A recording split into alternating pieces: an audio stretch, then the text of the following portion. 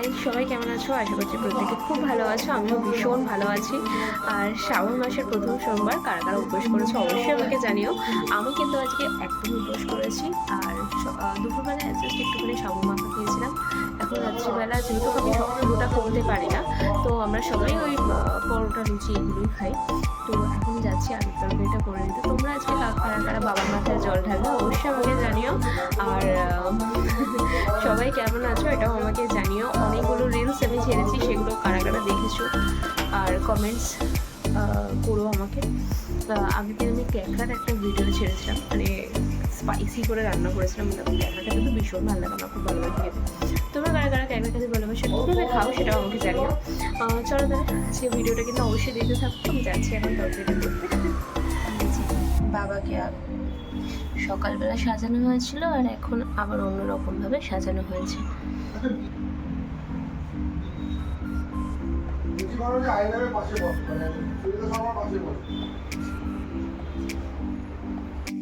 আলু কিন্তু অলরেডি আমি কেটে নিয়েছি, এখানে কড়াইও বসিয়ে দিয়েছি। এবার তেলটা দিয়ে দেবো। বাইরে আর জানো তো, এই সাদা আলুর তরকারির সাথে লুচি পরোটা খেতে কিন্তু খুব ভালো যায়। একটা দুটোই কিন্তু খুব ভালো কম্বিনেশন। আজ ফোড়ন দিয়ে তরকারিটা আমি কিন্তু এই তরকারিটা দিয়ে মুড়ি খেতে ভীষণ ভালোবাসি। এটা খুব ভালো লাগে, যেহেতু খাদ্য তো অনেক লঙ্কা দিয়েছি, একদম চাই আমি লঙ্কা খেতে খুব ভালোবাসি। এটা আমরা সবাই বাড়িতে লঙ্কা খেতে খুব ভালোবাসি। তো যারা যেরকম ঝাল খান সেই অনুযায়ী দেবে।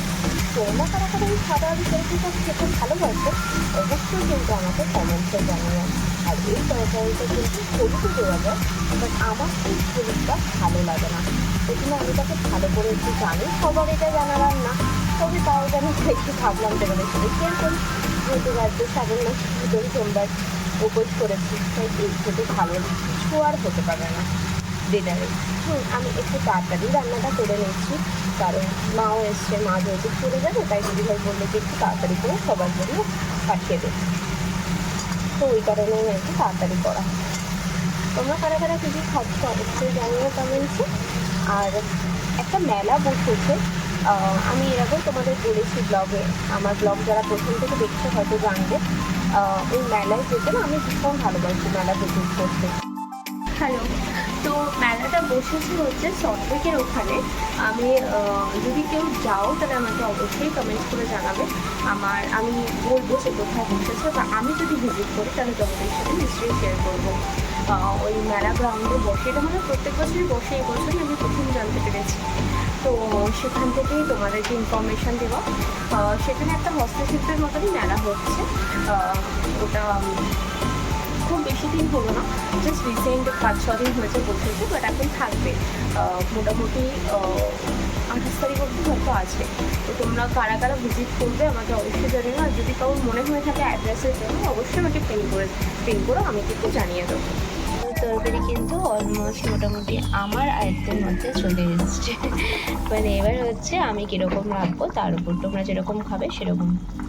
তো আমি একটু অল্প সামান্য ঝোল রাখবো, যেহেতু ডুবিয়ে খেতে ভালো লাগে লুচি দিয়ে।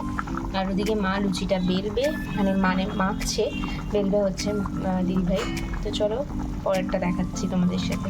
অলরেডি কিন্তু লুচি মাকে ভেজে দিয়ে দিলাম, কারণ মা যাবে অনেকটা দূর, আর ঠাকুমাও যদি তাড়াতাড়ি খেয়ে নেয়, তাই আমরা তো এরকমই লুচি খাই। আমার একটু পাকা পাকা লুচি বেশি ভালো লাগে।